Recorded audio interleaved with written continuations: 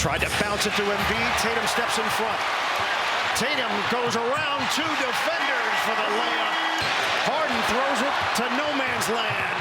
Jaylen Brown, the slammer. Well, Harden. Welcome into Celtics Postgame Live, presented by your New England Ford dealers and Ford trucks. Scal, Eddie House, Amina Smith here with you. And the Celtics run away with this one, the first regular season game against the Sixers, 126-117. And guys, it was all knotted up at the half. But Scal, what was the story in the second half of this game?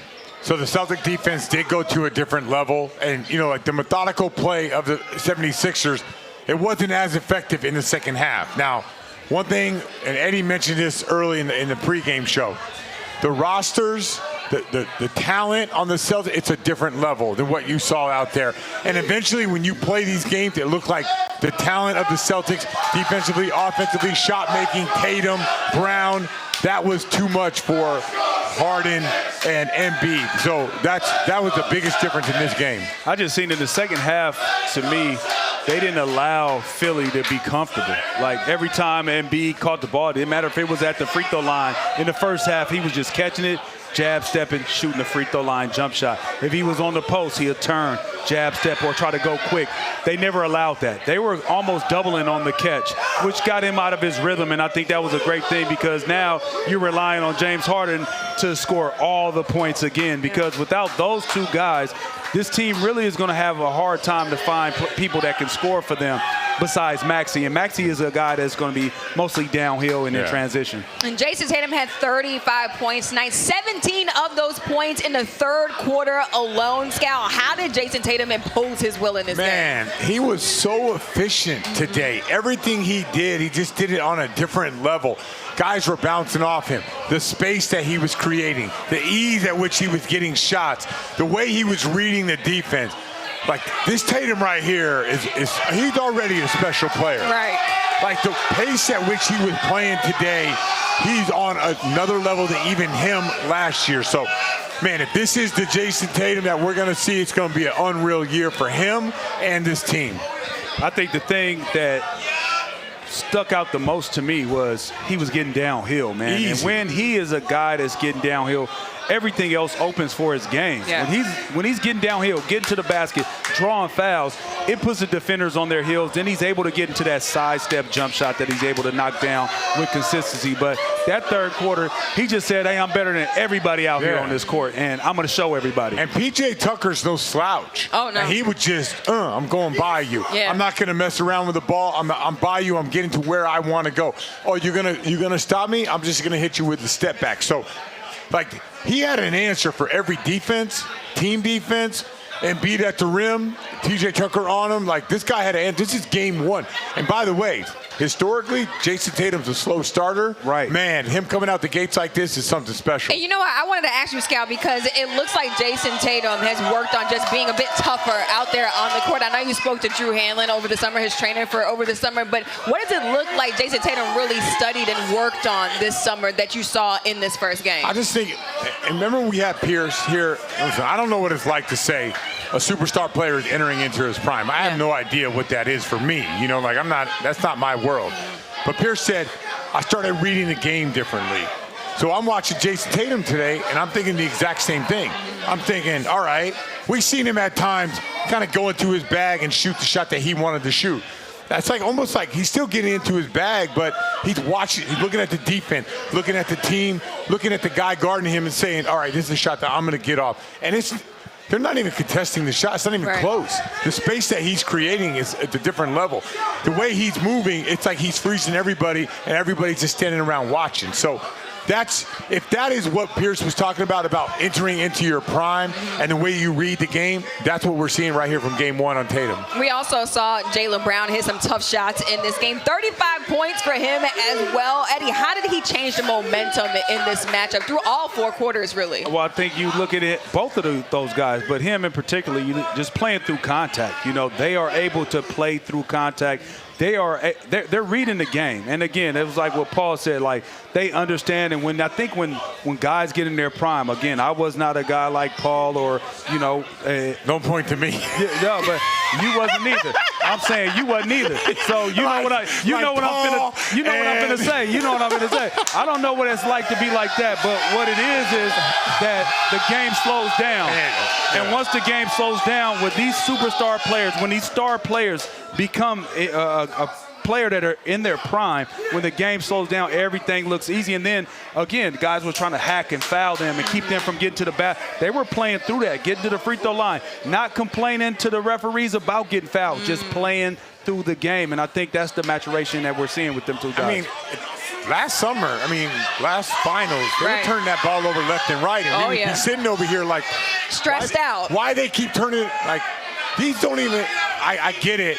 I know they're better, but the reads and the things that they were doing, this is a different level. Yes. PJ Tucker was a problem for us defensively. Right. In Miami series. Like, that's the same guy? Like, one guy went up here, the other guy went down here. So that's what I'm seeing. Eddie, how much more dangerous does that make this Celtics team when you have a Jayson Tatum and a Jaylen Brown that are actually hitting their primes? Well, when you have two guys that are doing it at this, it's almost like they're peaking together. And normally it doesn't happen like that. One guy usually brings the other guy along, and they're not, but them two are doing it at the same time. And what happens, it opens it up for everybody.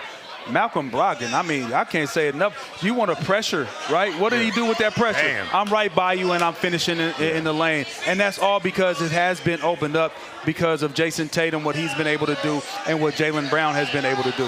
And like, we've got a chance, at least I've been here this whole time that these guys have been drafted. And we've seen, like, man, this guy doesn't move the ball. Man, he doesn't pass it. Like, every single thing that they need to do to improve to be all-NBA, all-stars, you know, MVP type of player. They're doing all those things now. And Eddie just mentioned, like Grant Williams, Al Horford, when Rob comes back, Malcolm Brogdon, Derek White, all these guys are going to benefit from that. The game is going to be so easy for them.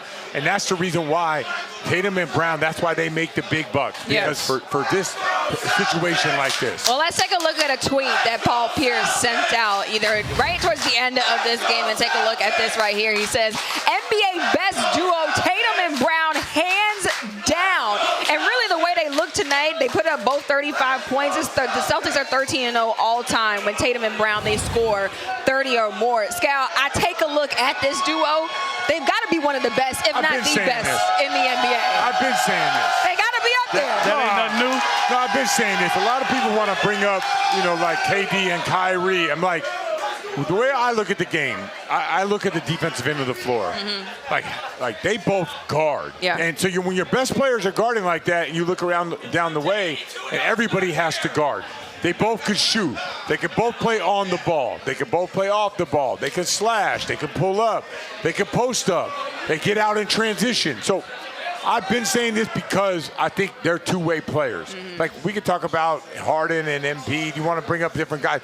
You ain't going to find two versatile wings that can guard multiple positions, that can do everything you need to do on the offensive end. And that's the key. When you have your best players, best offensive players, also be potentially your best defensive perimeter players, they lead by example. Everybody else follows suit. So not only are you that good on the court, it's just the leadership by showing by example, and everybody else follows, man. And can't say enough. And you're right, you've been seeing it forever, and I'm seeing it right now. Yeah, the proof is in the pudding when you take a look at Jayson Tatum and Jaylen Brown out there on the floor. All right, let's send it out to Abby Chin, who's with Grant Williams right now.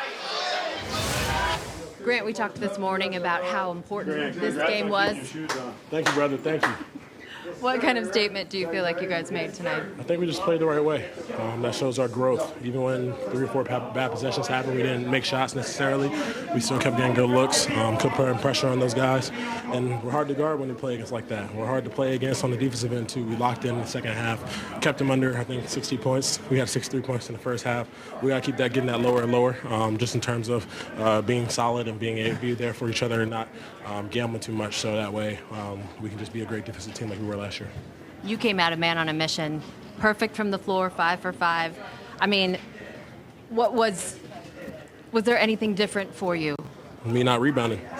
That's the number one thing for me. The shots, I'm confident enough they're going to fall. Got a couple good looks. Teammates created a lot of great opportunity for me, so I'm just prepared for the long run. You know, Yeah, we're prepared for the long run. We have tough Miami team on Friday, so we're 1-0. You think of it as 0-0. You have one game at a time. So for me, just gotta approach it that way every single game. How did you guys navigate the foul trouble in the front court? Yeah, we had a lot of guys step up. Blake came in, did a solid job. Noah came in and did a phenomenal job on Embiid too. Those two guys really stepped up for us. Al, even through the foul trouble, kept playing consistently and kept playing with that same physical effort and intensity. And then I tried to step in and do my job as well. So we're front court on committee right now. We're fighting with one another. We have each other's backs, and we're really, really proud of the guys that we have in this locker room. A lot to be proud of after tonight. Thank you, Grant. Thank you. A look at that final score on opening night, 126-117. The Celtics beating out the Sixers right here inside of TD Garden. Everyone in here super excited. A look at fans leaving TD Garden. Coming up, we're going to hear from Celtics interim head coach Joe Mazzulla and talk more Jaylen Brown. Everyone outside celebrating. This is how you kick off the season. You're watching Celtics Postgame Live.